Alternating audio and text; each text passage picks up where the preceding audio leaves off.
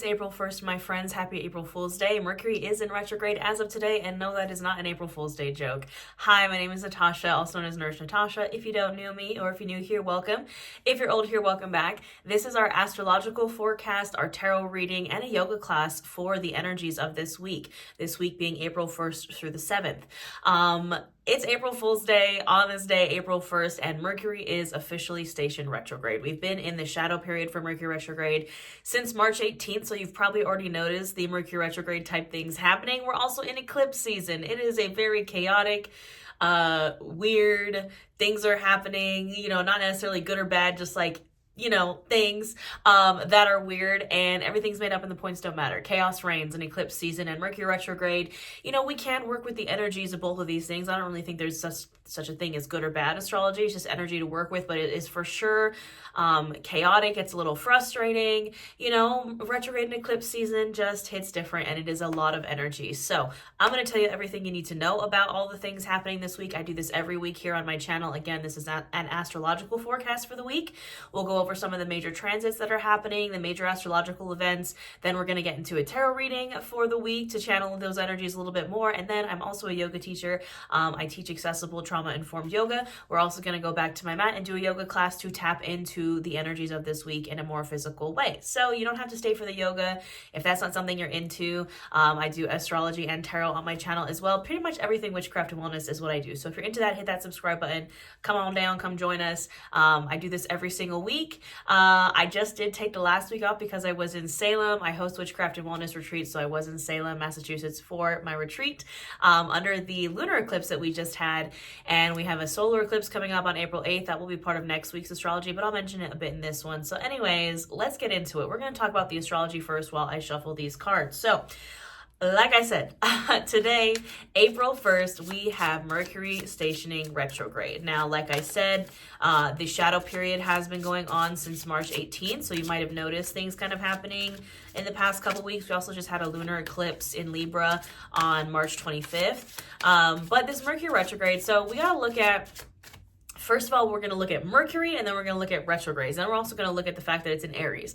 I am an Aries Mercury, so, I feel like a little bit of an expert to talk about, specifically Mercury and Aries, and then going retrograde. But let's talk about Mercury first. So Mercury is our planet of technology, communication, and travel.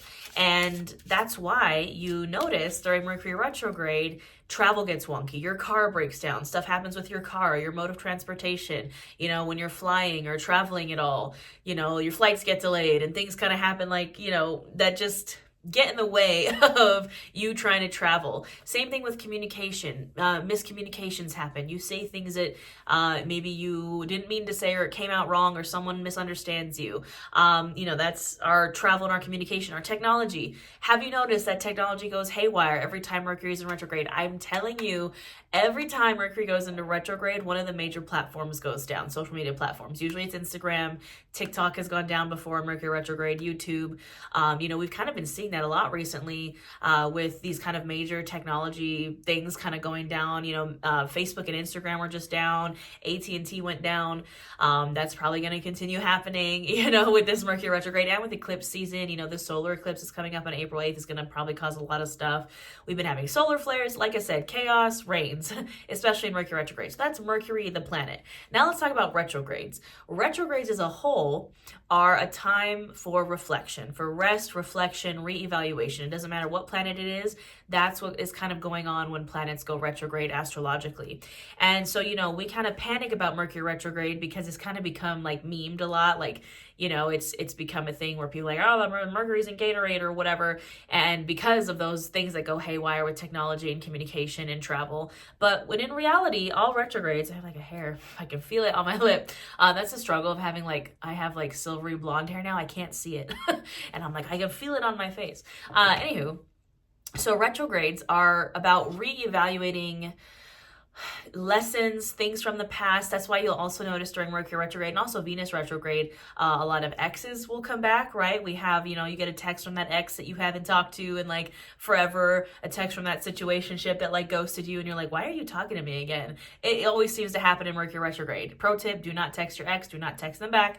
The kind of lesson here for Mercury retrograde is did you learn your lesson? Like, these old things from the past will come back to make sure that you don't want them anymore, so you can reevaluate them and be like, okay, I left them in the past for a reason. Do I want to bring it forward with me? Generally, I would say no.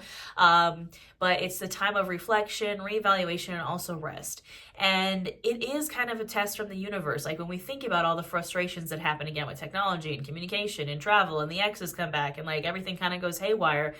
The true test of Mercury retrograde is to not let that get the better of you, right? I know it's so easy to get frustrated, especially now we're going to talk about specifically this Mercury retrograde and Mercury being in Aries, fire, right? It's like we got to not let Mercury retrograde win by getting frustrated, by getting agitated, by getting explosive because of all the frustrations and things that are going wrong. Aries, obviously, fire sign.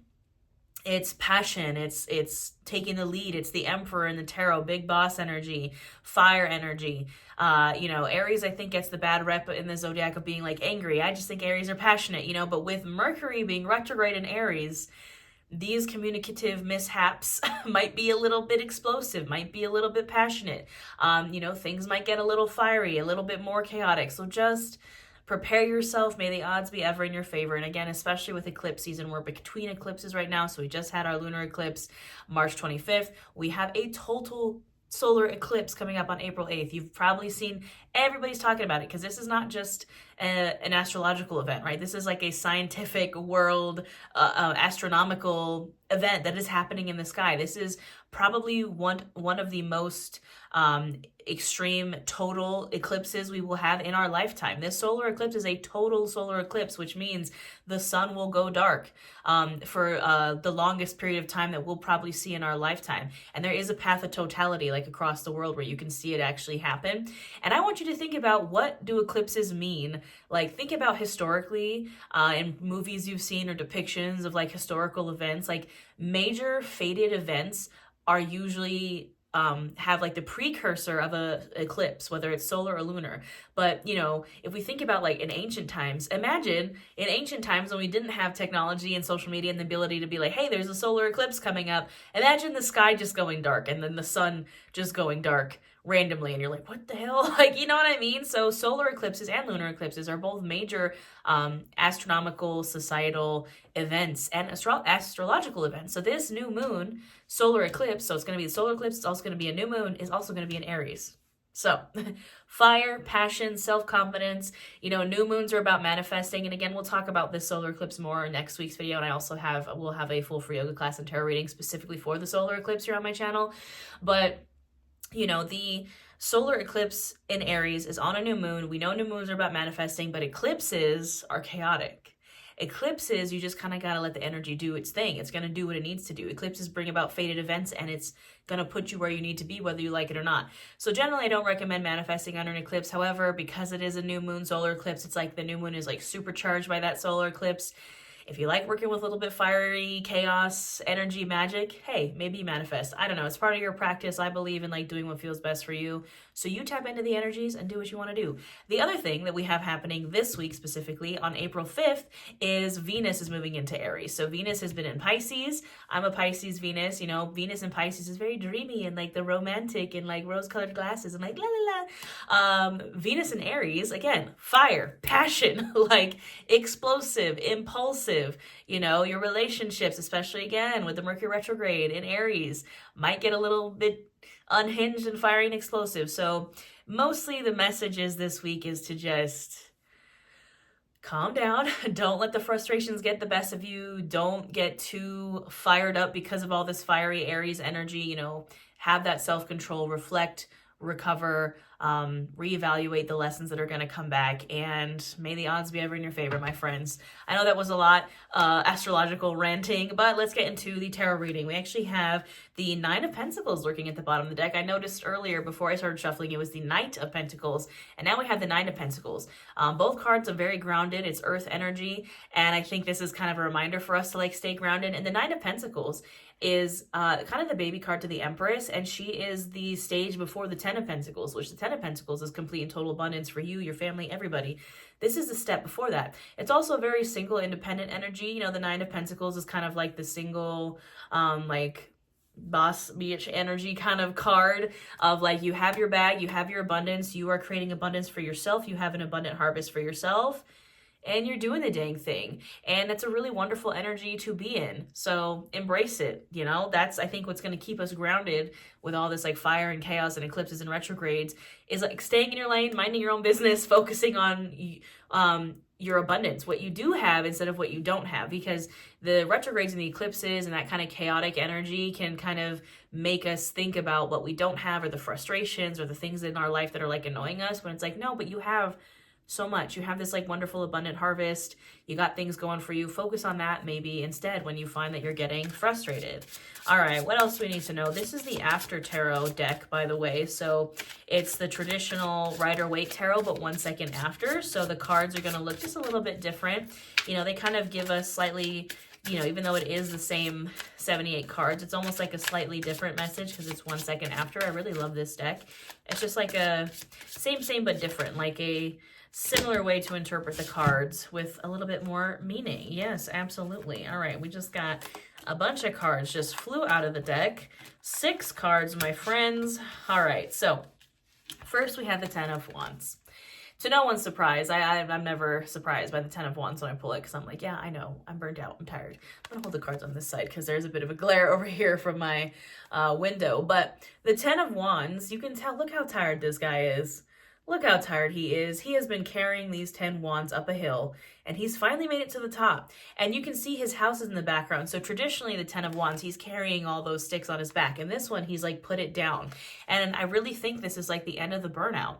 We've made it to the top of that hill. We have carried those sticks up that hill to our house. And that is like our harvest, our hard work, putting in the work. And we finally made it to the top. And here's the thing, like, as happy as we are, I'm sure, to be to our home, to have completed that like hard work, we're tired. It's like you feel maybe that you can't even enjoy your success and your abundance and like the fruition and the rewards of your hard work, because you're like, I'm tired. I'm hearing that audio, I'm tired of this, Grandpa. And the universe is like, well, that's too damn bad. You keep digging. Like, you know, that's kind of like the vibe. And, you know, even though, again, we have made it to the top of this hill and we have worked our butts off and we've brought all these like sticks that we've harvested to our home and we're just tired, you know, it is causing us a bit of stress. We're not able to enjoy it fully yet. We're kind of in our Queen of Swords, 9 of Swords energy. And I think, you know, the 9 of Swords is a card of anxiety, stress, nightmares, waking up in a nightmare, just being stressed out. You can tell this person is like waking up from a nightmare and having a battle of dragon on this card, in this version of the 9 of Swords. And we have the Queen of Swords here as well. And I think, you know, the Queen of Swords is kind of here to remind us again, that like, it's not, we just don't let the anxiety and the stress and the nightmares get the better of you, because we have done so much hard work. We have just like such an abundant harvest from our hard work kind of waiting for us once we recover from that burnout. Once we can kind of like take a moment to relax and like be like, oh dang, I did actually just carry up all these sticks up a hill. Like, I'm hearing like give yourself credit. And the Queen of Swords is asking us to, you know, not be closed off from receiving. So the Queen of Swords gets kind of a bad rep for being like the Ice Queen, because you see she has that sword. She's a Queen of Air, Gemini, Libra, Aquarius, and she's not afraid to bring that sword down and like cut off things that don't serve her. She's not afraid to cut stuff out of her life. However, because sometimes that's the message of the Queen of Swords, is like set your boundaries, say what you need to say, cut people off. She also has one hand extended. And there's a little butterfly sitting there on the tip of her sword. So I feel like this Queen of Swords specifically is like, cut out what you need to cut out, you know, maybe cut out the anxieties, the stressors, like slay those dragons, you know, but don't cut yourself off completely from receiving. We still want to be able to receive the fruition of our hard work. And if you cut too much off, if you cut out like, you know, let's say because you're in your 10 of Wands and you're so stressed out and you're so tired and you're so burnt out that you're stressing. And so in your panic and retrogrades and eclipses, you like cut everything out. that's not, we want balance. We don't want to cut everything out just because we're stressed, right? Remember that to also be open to receive. We just had that lunar eclipse in Libra, and this is a card of Libra. It's like the Libra is all about the heart and love. Like, don't cut yourself off completely from receiving love and good things because you're tired, because you're stressed, because you're burnt out. Now, on the other side of all this, we have some really wonderful cards that also came. And I'm not saying these cards are bad. I don't think there's really any good or bad tarot or astrology. It's just energies, right? But look at that. We have the Sun, we have the Three of Wands, and we have the Queen of Wands. But the Sun, especially, the most happiest, most abundant card in the deck. Like, are you kidding me? Like, the Sun is warmth and joy and happiness, very inner child healing. And this one, it's like two kids, like, they're like kind of fighting over this like flag and like having a good time and playing, and it's warm and it's abundant. There's sunflowers. It's a lot of inner child healing kind of vibes. But the Sun, again, is the warmest, happiest, most abundant card in the deck. Like, lean into that. Lean into your sun, your joy, your happiness. What makes you feel that way? Whatever makes you feel like the sun is shining down on your face. Like, look, I have like the sunbeams right here. Lean into that. Follow that. The Three of Wands is a card of like planning, of like not moving forward just yet, but you can see he's like sending out his falcon to kind of like scope out the path ahead. The path ahead should be towards your sun.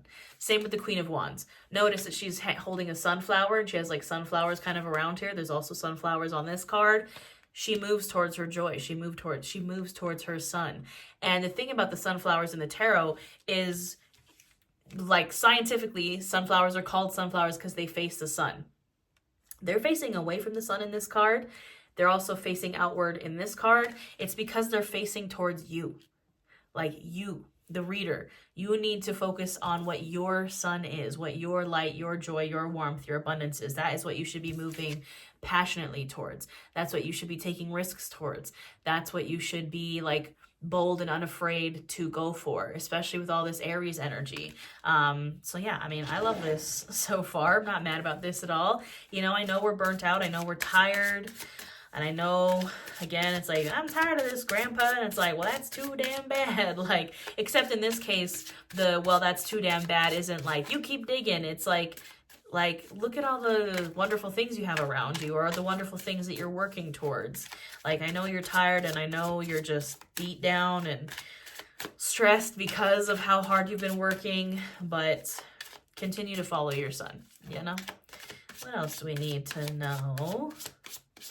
Just maybe a couple more messages, perhaps. Chaos mode doesn't seem to want to do the thing. King of Pentacles. We love to see it. You can see there's a big old bull there. Very Taurus energy. King of Earth. Taurus, Virgo, Capricorn. But he is the king of abundance. He is the king of wealth and career and finance. And he is very abundant because he has worked very hard to be. And his abundance goes off without a hitch. Like, he has systems in place that just kind of like keep him abundant because he has worked so hard in the past. He doesn't have to work as hard now to remain that abundant, if that makes sense. It's like, work smarter, not harder, and let your abundance just flow. Five of Wands. What did I say? Chaos, fire, fighting. But this is, again, the after tarot. They have stopped fighting. They're like, this is a reminder to not let Mercury Retrograde and all the Aries chaos get the best of you. We should be celebrating, right? Focus on your Three of Cups, which is your squad, your friends, celebration.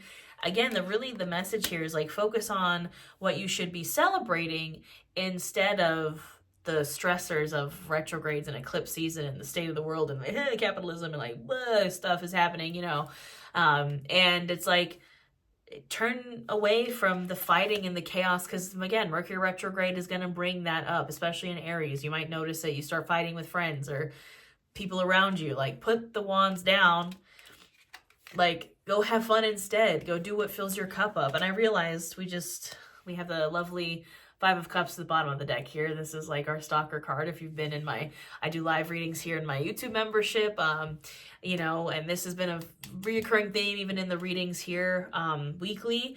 But here's the thing about the Five of Cups. He's crying over spilt wine. He's crying over wine that he doesn't even like anymore. He's lost the enjoyment of the taste of wine, and he's sad about it. And there's two full cups right behind him, but he's too focused on the spilt wine cups to notice that there's 2 cups up right behind him. We got to take our focus off of, again, the lack of, or like the things we don't have, or the things that don't bring us joy anymore. But, you know, we're still like sad about it. You know, the 5 of Cups is a card of grief, but there's like 2 upright cups right behind us. Like, you know. All right, let's get some main themes from this oracle deck. What are some main themes that we need to know for this week? What the heck is going on?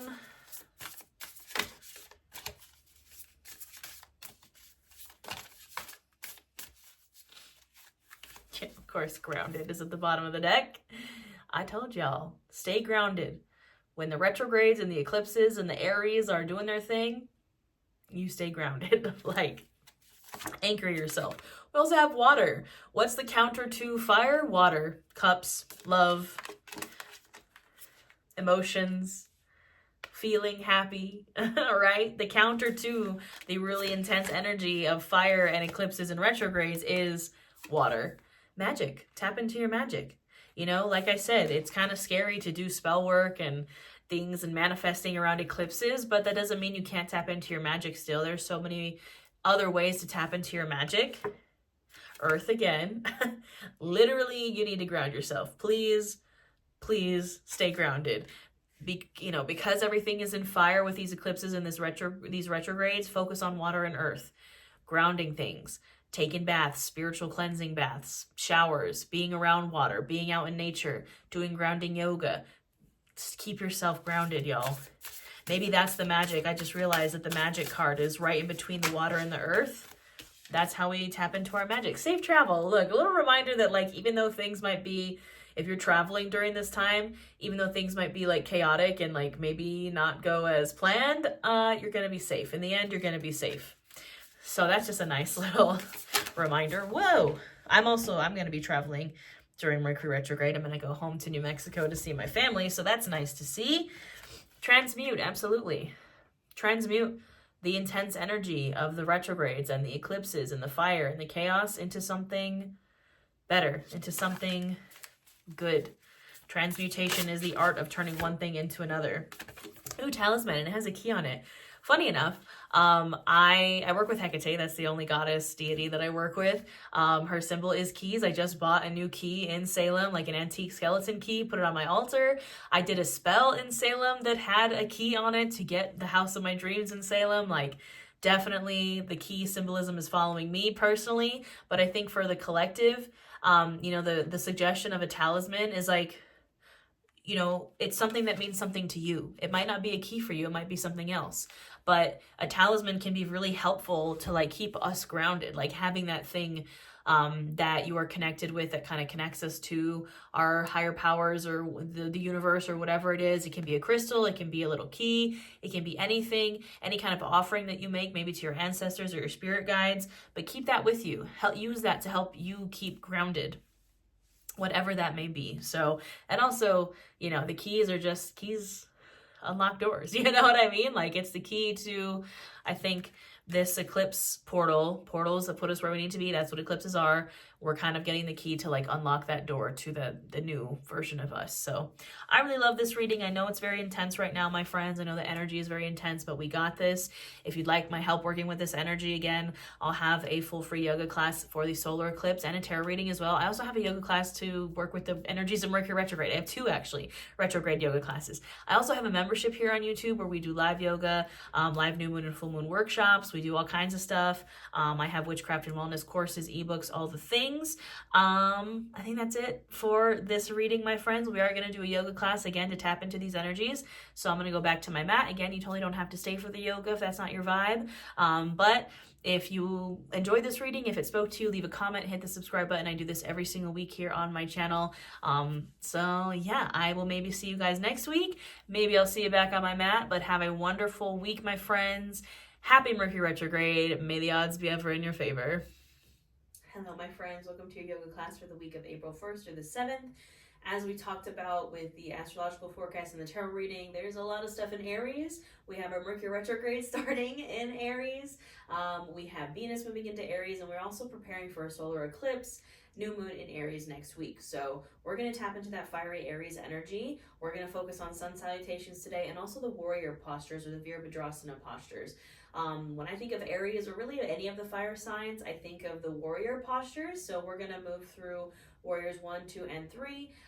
We're going to do some sun salutations to help us warm up for that. This is going to be a all standing class. So, we're just going to tap into our inner fire, tap into that Aries energy.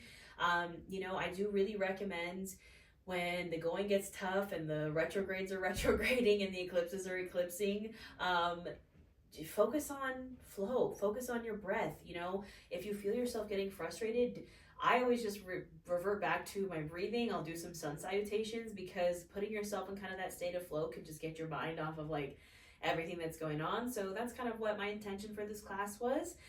Again, I will offer a ton of variations. I try to make my classes as accessible as possible. This is all levels friendly, so it doesn't matter if you've never done yoga before, if you're a beginner, if you've been doing yoga for 10 years, whatever. This is for all levels. I do recommend having any props you need for your practice just nearby. I have my blocks up there, my strap here. We won't really be using too much, but I just like to have them just kind of around just in case, So I'm going to put my blocks right there at the top of my mat. We are going to get started standing in our Tadasana mountain pose. So we're coming to stand at the top of our mats. Feet can be hips distance apart or wider or shorter or whatever feels good for you. You can bring your hands to either side of you. Now when we're standing in our Tadasana mountain pose, I like to think of a string kind of pulling from the top of my head so I get that nice tall spine. And then my hands are active, my palms are facing forward, my fingers are outstretched. I like to call this kind of like Iron Man stance, you're shooting energy out of your hands like Iron Man does. And again, we're just standing nice and tall. This is mountain pose, so kind of embody your inner mountain. We were also asked in our reading to stay grounded. So you can keep the eyes opened or closed here as we bring ourselves to our breath. Maybe just start to tap into the feeling of the mat, the floor, the ground beneath your feet. That grounding energy that keeps us touching the ground. Maybe squeeze your mat with your toes. Maybe lift up all 10 toes and then bring them back down to your mat. And just starting to bring your awareness to your breath. We're not changing anything about it just yet, just noticing as it goes in and out.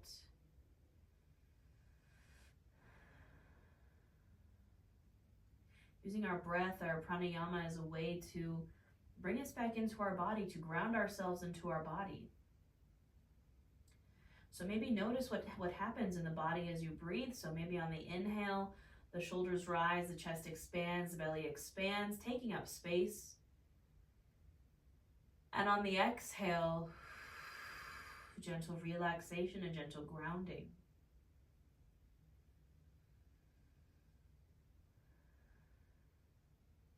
You can start to deepen and lengthen the inhales and exhales here.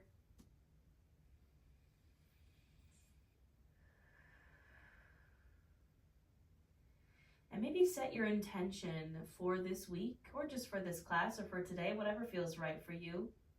But set your intention. What do you intend to do during this class? What do you intend to do today? What do you intend to do this week as we're working through the retrogrades and eclipses? What is your intention?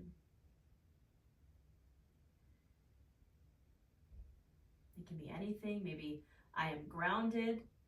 Maybe I won't let Mercury Retrograde get the best of me. Whatever it may be, you can speak it out loud if you'd like. Again, Mercury is our planet of communication. I always recommend just saying those affirmations, those intentions out loud. And we'll seal this intention with a breath. So big inhale in through the nose, filling up chest, filling up belly, taking up space. And open mouth, exhale, sigh it out. We're going to start to invite in some movement, starting with some half sun salutations to warm the body up. We're going to inhale, reach those arms up overhead, really lengthen the spine. And on the exhale, we're finding our first forward fold, so folding over the legs. I like to put my hands on my blocks here in my forward fold. Maybe you widen the feet to honor and make space for the belly and thighs. And this is our first forward fold, so I encourage you to do what feels good. Maybe you sway from side to side. Maybe you grab opposite elbows. We're taking our time here. Releasing in the low back and the hamstrings.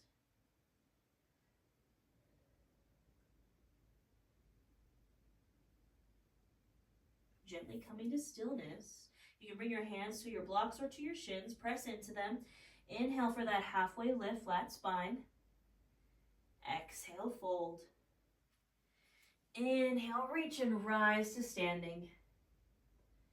And exhale, hands to your heart center. We're going to do that 2 more times. Inhale, reach those arms up, lengthen the spine. Exhale, fold. Again, we'll spend a few breaths here in our forward fold. Doing what feels good.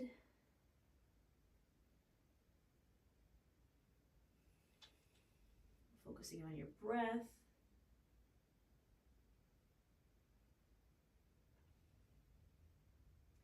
And again, gently coming to stillness, hands to blocks or to shins, press into them. Inhale for that halfway lift, flat spine. Exhale, fold. Inhale, reach and rise to standing. Exhale, hands to the heart center. Last one, just like that here. Inhale, reach those arms up. Exhale, fold. Again, our last chance to kind of hang out. Our sun salutations will get a little bit quicker after this one, so take your time here.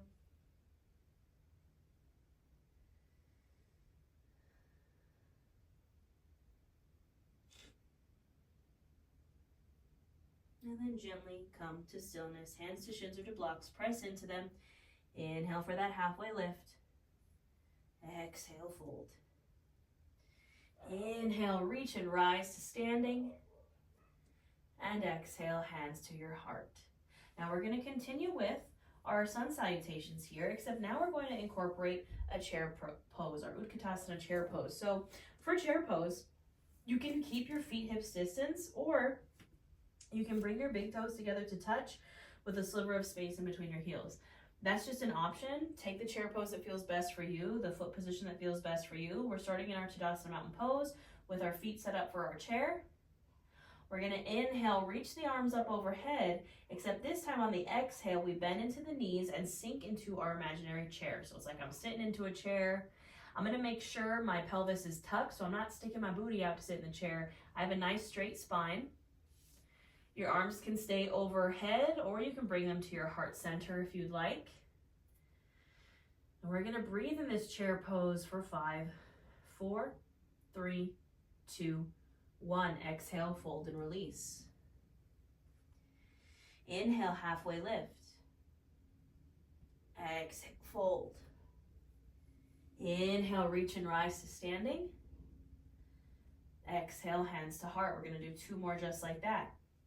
Inhale, reach. Exhale, sink it into your chair.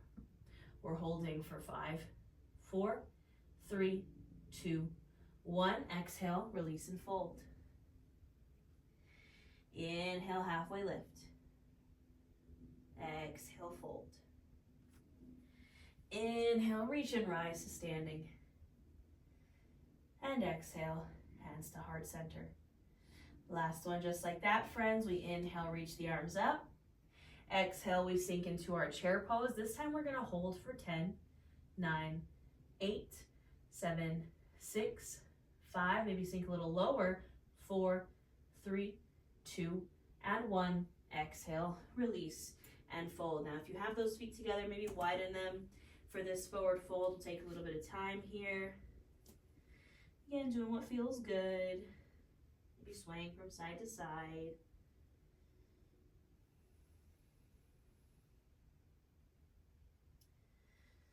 All right, you can gently come to stillness. Hands to shins or to blocks. Press into them. Inhale for that halfway lift. Exhale, fold. Inhale, reach and rise to standing. And exhale, hands to the heart.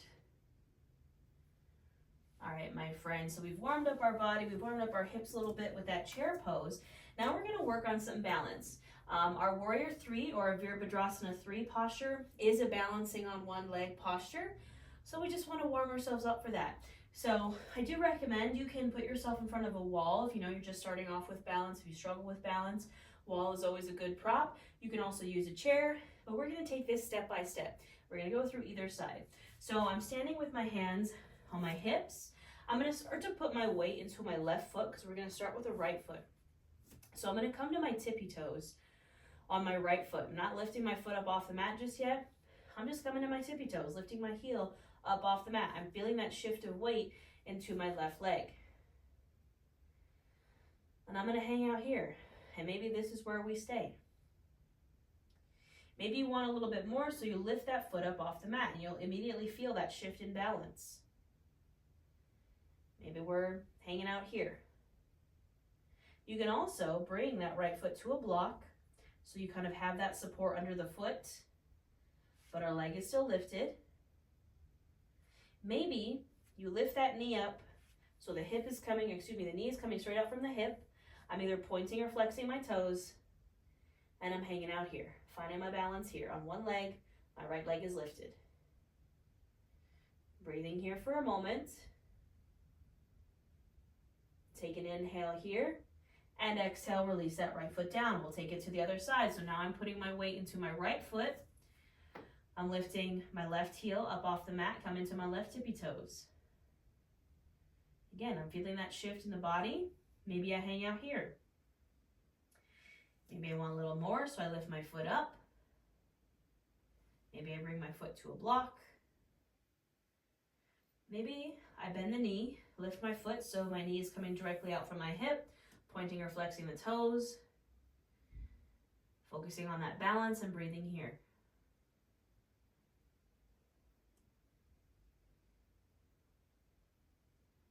Taking a nice big inhale here, exhale, release that foot down. All right, we're gonna go back to the other side. We're just gonna take it a little bit further. So I'm shifting my weight into my left foot. Coming to my right tippy toes. Maybe lifting that foot up.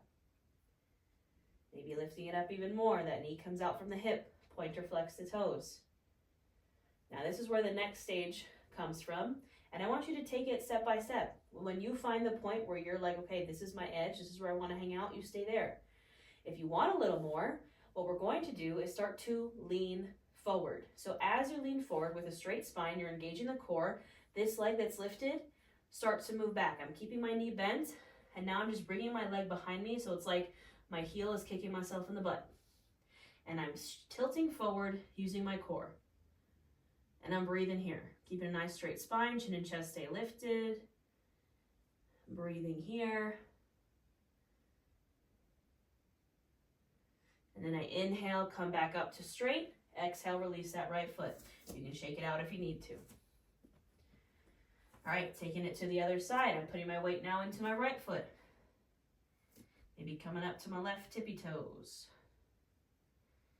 Maybe lifting that foot up. Maybe lifting it up a little more so my knee comes out from my hip. Point or flex the toes. And again, this is where that shift in balance comes in. Maybe I start to lean forward with a straight spine, engaging the core. This left leg now bends behind me like I'm kicking myself in the butt with my heel. And I'm leaning forward. This is our warm-up for our Warrior 3 posture. Breathe in here. Finding my balance.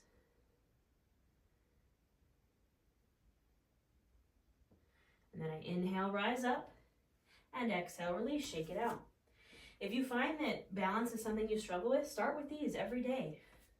You can use your hand on a wall and maybe take your hand off the wall. Focus your gaze or your drishti on something that's not moving. That helps a lot. Practice, it's called yoga practice, not yoga perfect. We work up to certain things, right? So we are going to flow now through Warriors 1, 2, and 3 on either side. We're going to take our time with the first one, and then on the second round, we're going to do it linking breath to movement. So I'm standing in Tadasana at the top of my mat in my mountain pose. My hands are on my hips. I'm going to bring my right foot to center. I'm going to step my left foot back into a Warrior 1. So this Warrior 1 stance isn't as wide as our warrior 2 just yet. So I'm stepping my back leg back leg is straight, back foot's at about a 45-degree angle. I'm bending into my front knee. My knee tracks over my ankle, and I'm finding my stable base here. I'm finding my balance, my foundation, before I start to square off to the front of the mat. And then maybe I inhale my arms up. This is our Virabhadrasana or our warrior 1. We'll breathe here for a bit.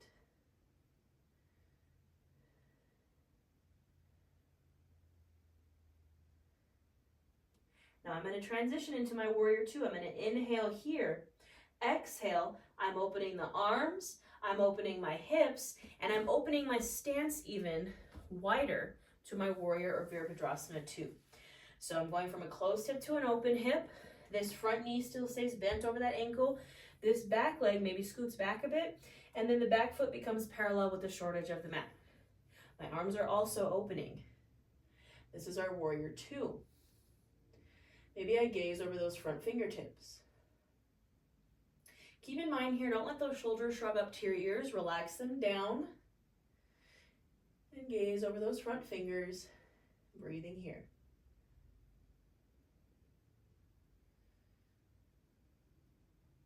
Now for my warrior 3, we first need to shift into a high crescent posture. So from my warrior 2, I'm going to bring my hands to my hips, and I'm just going to turn my hips to face the front of the mat. This back foot is going to come to the toes, so I'm going to lift my heel up. So I'm literally just shifting, lifting up my heel, coming to a crescent lunge, facing the front of my mat. So my front knee stays bent, back leg is straight, my heel is just lifted now, and my hips are square to the front of the mat.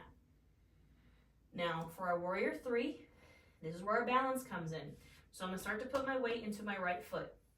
I'm going to start that hinge, that lean forward that we worked on with a straight spine. I'm leaning forward, I'm putting my weight into my front leg, and maybe I lift up my back leg.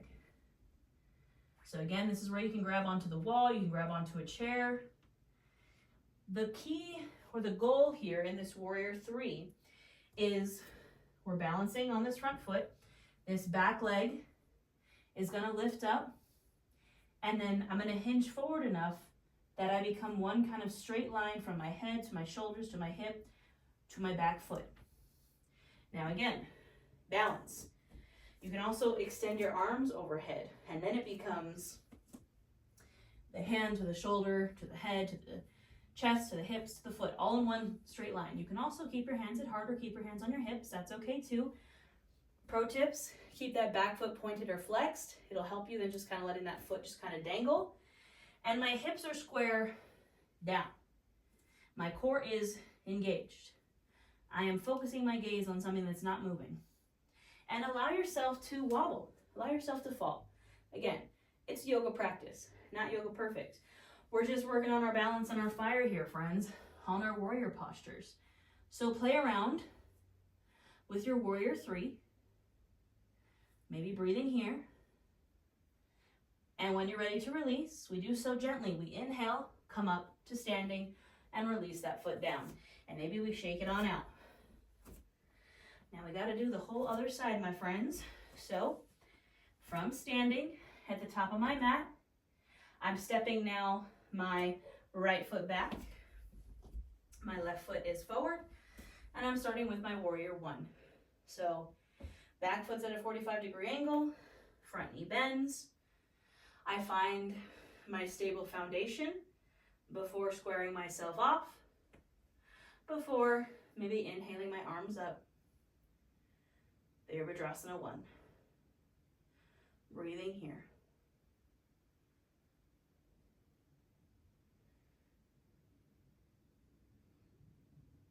Now for my warrior 2, I'm inhaling here, exhale, opening up hips, perhaps widening my stance, perhaps opening my arms. Front knee stays bent over the ankle. Gazing over my front fingertips. Shoulders, press them down. Virabhadrasana 2. Breathing here.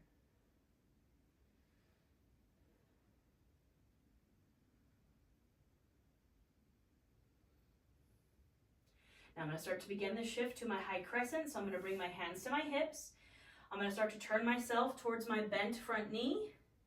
My heel is going to lift up off the mat on the back foot, come into my toes. I'm in my high crescent lunge. Front knee stays over the ankle. My hands are on my hips, and I'm going to transition to that warrior three.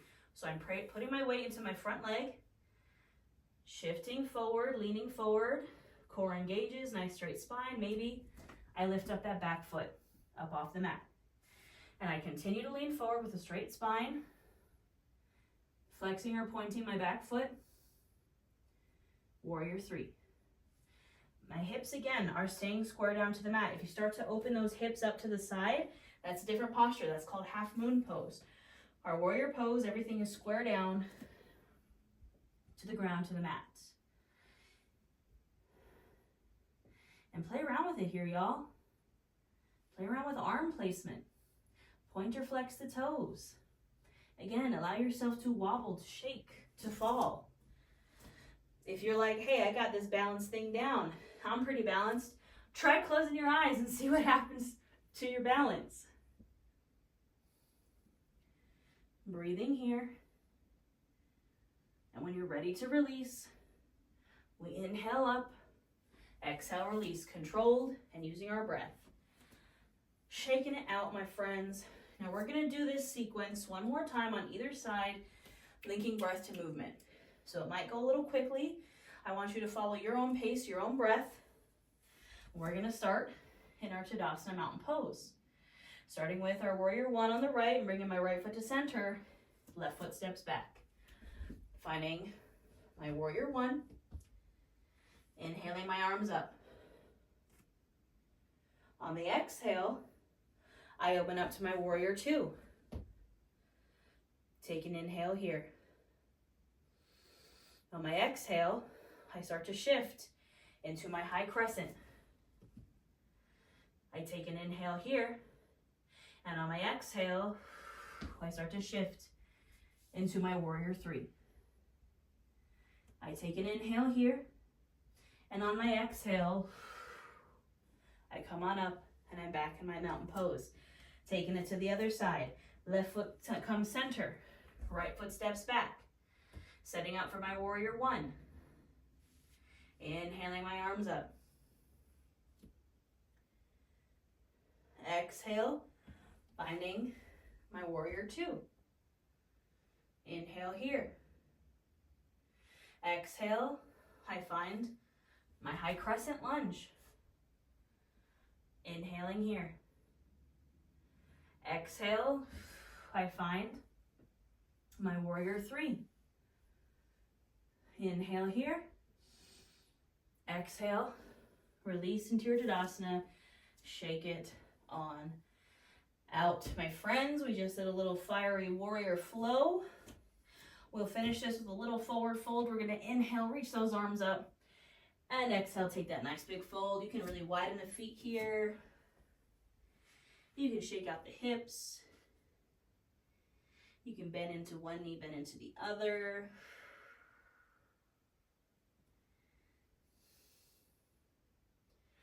Find that grounding again here beneath your feet. Find that release. Find your breath.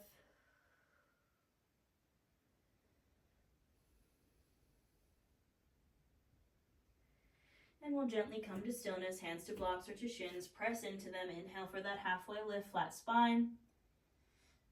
Exhale, fold. Inhale, reach and rise to standing. And exhale, hands to heart.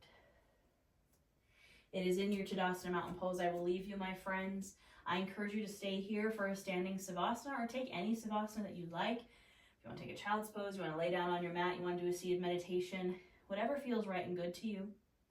I encourage spending at least 5 to 10 breaths here. And then when you're finished, you can walk off your mat and face the retrogrades and the eclipses, and may the odds be ever in your favor, my friends. Hopefully I will see you here next week. Have a wonderful week, and I'll see you next time.